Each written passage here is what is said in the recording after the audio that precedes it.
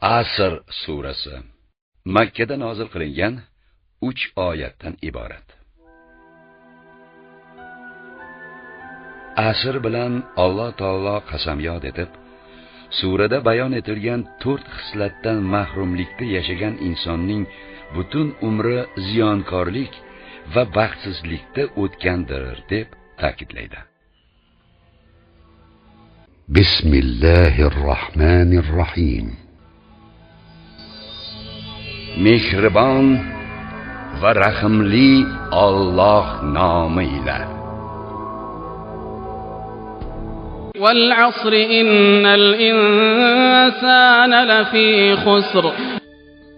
Asr bilan qasamyod eturmanki, har bir inson ziyonda, baxtsizlikdadir.